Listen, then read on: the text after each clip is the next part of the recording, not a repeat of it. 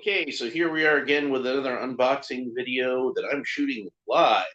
And if you would like to participate in the live chat, uh, just do the whole like and subscribe and hit the little bell thing down below. Let YouTube know that you want to see more of these videos. So you don't have to do that. You can just watch the video. You don't have to interact. That's fine. This isn't really made to be something. I say this every time. My disclaimer: this isn't really made to be something that, I chat with the audience, but I don't mind chatting with people when they show up. So mainly, I just shoot these this way for my convenience right now, so I can just be like straight uploaded to YouTube, and I don't have to worry about it. And I don't wind up with a backlog of videos that are on a laptop that gets stolen. So here we are with this is a Mcfarlane Toys DC Multiverse, the Riddler from Arkham City. How about that? So I want to say up front, before I say anything else about this figure, I don't really play video games a whole lot, and I've actually never really played the Arkham games, other than like a little bit of the first one that I played when my roommate had it at the time. Uh, but I don't own a gaming system myself. I'm not much of a gamer, so I've never actually played these. I would like to one day because they're quite good, and I love Batman. So, so yeah. But when I saw this figure offered on Amazon, I thought he was really cool looking, and most of the designs that I've seen from these games I like pretty well, and even the ones I don't like, I kind of feel like I'm just kind of nitpicking certain things. So, like the basic design of Batman in the first two games, I thought was great. Like they switched him to a more armory looking suit in the later ones, which I didn't really care for. I don't really care for a Batman who's wearing too much armor because I think it just looks silly and clunky. He needs to look sleek and cool. If he is going to wear armor, it should be armor like what Michael Keaton had, where it looks sleek and cool and not like clunky and I don't know how he moves in that damn thing, especially when like bullets bounce off him like he's freaking Iron Man, and it doesn't do anything to him. That is not realistic, people. There's no body armor in the world that does that. So anybody who's saying, "Oh, it's the most realistic version of Batman ever," and bullets are ricocheting off him like he's Iron Man, and it's not doing anything to hurt him at all, yeah, it's really not. So not a whole lot to say about the packaging because we've been over this Mcfarlane packaging before, and I kind of feel like it's kind of dull looking, but it does have a really nice piece of artwork on the back, in which the Riddler is holding up what I recognize as being one of the trophies that you collect in this game. Uh, it's like a little side quest thing, I think, and I hadn't actually really seen the Riddler as he looks in this game. So when I saw the figure, this was the first time I got like a really good look at the character. But I was very familiar with these question mark trophies because they kind of show up a lot in popular culture. I see them a lot in like memes and things like that. So I was pretty familiar with the question mark trophy, and I was surprised that it was not included as an accessory even with the figure when I looked over the figure and everything that came with him. And I kind of figured that would be an obvious thing, right? To put a question mark trophy in with the Riddler, since that's like the thing that he's most famous for in these games. But no, he doesn't come with one. And then I was even more baffled when I saw the artwork on the back. Admittedly, a nice piece of artwork, was very much centered around that trophy, and actually did a much better job of showing off the trophy than it did showing off the character. He's almost hiding behind it. Okay, probably should have just had it come with the trophy. So I already cut the tape at the bottom here, but I don't know how to get this out. I don't know. I try not to tear the package too much when I open it. It's not going to happen with this one, apparently. I don't know why, because I usually just throw the packages away. Slide that out. We got the typical standard Mcfarlane insert with the blue and light blue depictions of covers of comic books. I don't think I've ever really discussed the comic books that are on here, but I noticed World Best Comics #1. That's the series that later becomes World's Finest Comics, of course. We got Death of Superman. We got Wonder Woman #72, which is a really nice Brian Bolland cover. Not that you'd be able to tell, like, because there's a trading card over it, but I recognize it. You got this iconic image of Superman breaking the chains. Let's see if I can get that on the screen. Kind of hard for me to tell with the phone, but the Neil Adams cover, Kryptonite Nevermore, that one. What else do we have on here? Looks like something with Aquaman. I think that's the new 52 Justice League. Just probably want to recognize it because I don't care about the number. New 52 comics. Got another Wonder Woman down here. That's from the first series, though. But I can't really get a good look at what it is. Got Action Comics #1 right here. You got because Mcfarlane's such a humble guy, he put his own Batman cover on. The one where he's like hugging Vicky Vale, I think. I don't know if it's supposed to be a specific character. I always thought it was Vicky Vale. It might actually supposed to be the love interest that Batman had in Batman Year 2. Justin Caspian's daughter, Rachel. I guess that's another thing that Dark Knight trilogy they borrowed from the comics. Is he had a love interest named Rachel in the comics, but not Rachel Dawes, Rachel Caspian. She wasn't a lawyer. She was going to become a nun. She eventually does become. That's why Bruce doesn't have a relationship with her at the end. So there's the trading card. Same piece of artwork from the package, which I always like when Mcfarlane has artwork instead of just another picture of the action figure on there, because I think that makes for a better trading card. I've said so many times, and it seems like most of the Mcfarlane figures I've gotten in recent times have had actual artwork on them. So I guess they're listening to me anyway. Let's see. The Riddler, Arkham City, real name Edward Nygma. With an obsessive compulsive need for attention, Edward Nygma is determined to be the most outlandish of Gotham City's criminals, concocting an elaborate series of clues and riddles around his crimes. Batman has proven a worthy opponent, capable of deducing the Riddler's plans, but Nygma is dedicated to creating a mystery and the Dark Knight will not be able to solve in time. So, yeah, that's a pretty good description of the Riddler. Not a description of the Zodiac Killer. Sorry, my little stand here. The card from the Hush Batman action figure that I opened the other day, it got caught underneath my lamp. I was trying to get it out. So, let's see. So it looks like he's held in the package the same way that Batman that I had yesterday was held in the package. One rubber band around his waist and one rubber band around one shin. So that's good that there's not a lot of rubber bands on this, but it strikes me as peculiar and a little oddly specific. I'm going to be able to reach the rubber bands without scratching a figure. There we go. I think it kind of hit his wrist though, but I don't think I damaged it. Got one more down. Hard not to crack. Oh, if only I had my nail clippers in here. I could get the back. Yeah. Oh, I hate these things. Remember how when I was reviewing those G.I. Joe figures recently and talking about it just hit me right in the eyebrow. Maybe I should start wearing safety goggles for these. All right, so there's the Riddler out of his plastic prison. We're going to set him aside for just a second.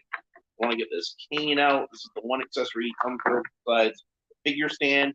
I neglected to mention the figure stand earlier, and I usually like to mention these figure stands, even though I'm going over stuff I've already gone over. But every video is somebody's first video, so we'll go ahead and say this is every action figure should come with an action figure stand. And there's no reason that it shouldn't. And this is one of the things I like about Mcfarlane figures is they always provide you with an action figure stand. Sometimes more than one action figure stand. Sometimes you get a flight stand along with your plane stand, or something like this one that I happen to have handy. I haven't set the figures up yet. With the Booster Gold and Blue Beetle 2 pack, where you have like a nice detailed environment, and you can even stick skeets in there. So, all right. So let's have a look at the question mark Kane. And since I haven't played the games, I want to make very clear that when I'm gonna make any kind of judgment on any of the physical appearance of this character, I am judging it solely on the action figure. I'm not familiar with the game. So if I say something like, I really like this, or I really don't like this, and somebody says, well, that's how it was in the game. Well, obviously, that's how it was in the game, but I'm judging his appearance in the game while I judge the figure, because like I haven't really played the game. So yeah, that's what's going on here. So if I make a criticism, I don't care if he looked like that in the game or not. I'm also criticizing how he looked in the game, whether it's positive or negative. So we're perfectly clear on that, right? Okay, I'm not going to get a lot of, well, that's how I looked in the game in the comments, because we all agree that's how he looked in the game. And I don't know, maybe there's some changes they made to how he looks in the game, and that won't we'll just cross that bridge when we come to it. So right off the bat, I gotta say that I didn't even mean to do that. I don't really like the question mark head on this Kane, because it's like all square and everything. And I know this is based off a video game, but I didn't think it was based off an Atari video game, that's what that looks like. That's what the Riddler would look like if he was a character in an Atari game. And I don't mean that's what the Riddler's Kane would look like if he was a character. No, I mean that's what the Riddler himself. He would just be like a square question mark, kind of bouncing around the screen, because it's an Atari game. So I'm a little disappointed in the shape of this Kane. I don't really like that very much. If that's what it looked like in the game, that's what it looked like in the game. But I don't think it's a very good design. So sorry, Rocksteady. So let's move on to the figure itself, which I thought was a pretty neat design overall. And one thing I noticed as I look at him out of the package is his shoulders are kind of crooked. So that's kind of neat. It gives it a little more character to the pose, and probably like raise his arm up, and it would make a little more sense. He's probably intended to be posed with one arm raised, and that's why his shoulder is slightly hunched like that. So I really like the design of this costume. I feel like this is a really good design for the Riddler just in general, where it's got kind of almost like an 80s sort of look to it, with the rolled up sleeves and everything. And maybe a little bit punk rock. He's got like some purple Doc Martens. That's kind of cool. Oh, look, he's got treads on the bottom of his boots too. Remember how I was saying Hush Batman should have had treads on the bottom of his boots? Well, they thought it was important enough to give the treads to the Riddler, but not Batman.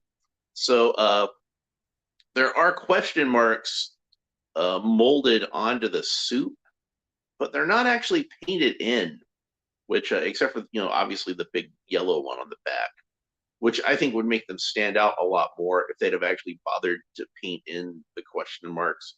But they are sculpted on there. Now, again, maybe that's how it is in the video game.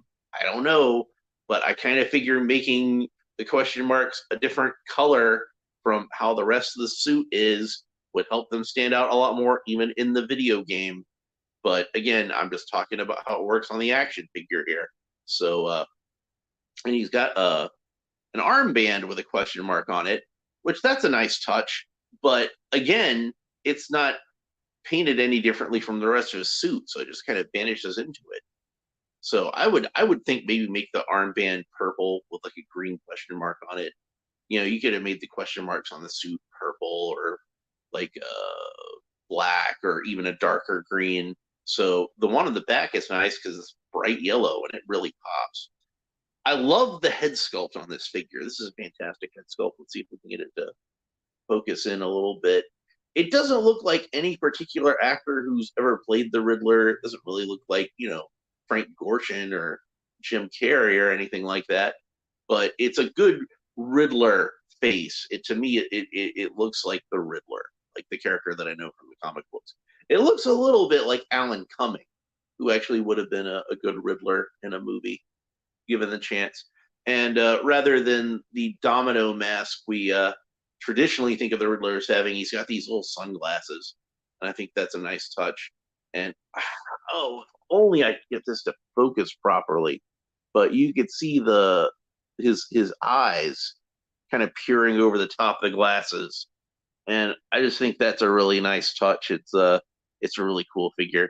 And then he's got like his collar is unbuttoned and his tie is slightly askew, and he's got a little question mark tie tack, which brings to mind the tie that he had on the animated series that had a question mark on it. I think that was the only question mark that the animated series version had on his costume. So the Riddler's green business suit that came from the television show from the 1966 Batman TV show, and the Riddler had appeared in the comics like only a handful of times at that point. He'd appeared like twice in the 1940s, and they brought him back once in the early 1960s. And that was actually the comic that the episode was based on. The first two-part episode of Batman. And yeah. So basically, Frank Gorshin didn't want to have to wear question mark covered tights 100% of the time, and asked if he could have an alternate costume. So they made him like a green business suit with question marks on it, so he could have something a little more formal to wear, I guess. And that look caught on, like especially like late '80s, early '90s, I think it was. They did a story in the comics called Dark Knight, Dark City, where the Riddler was the villain in that, a villain in that, I guess I should say, since there was more than one. Isn't that intriguing? But yeah, so they had him in that suit in that story, and when they did Batman the animated series, they had him in not really a green suit, but he had like a green blazer and gray pants. So, and then I think ever since it's been kind of like a toss up as to what the most famous look for the Riddler is, either with the business suit look or the bodysuit kind of outfit. So he holds the cane in his hand just fine. Uh, the cane is kind of more of a rubbery plastic than I like, but that's kind of typical of Mcfarlane figures. But I was able to fit it in his hand just fine. His hand was just flexible enough. I could get the cane in there. So you always want the Riddler to have a cane. He's almost always had a cane. That was another thing that came from the TV show. And he had a cane in Batman the Animated Series, but it just wasn't anything special. It was kind of like a plain cane with a round handle, and but on the TV show it had a question mark for the handle. And then when they did the Jim Carrey version of the Riddler in Batman Forever, of course his cane had all kinds of like tech gimmicks built into it. So I think that kind of made the cane a more prominent accessory with the Riddler. This, like I said, I haven't really played the game, but this seems like to me like a cane that would be much like that one, where it's got like lots of tech gimmicks and things like that in there. Like you can see that there's some detailing on the actual stick part of the cane, and it looks like it has some techy kind of stuff in it. So, but again, haven't played the game. I don't know for certain if that's the fact, but that's what it seems like to me.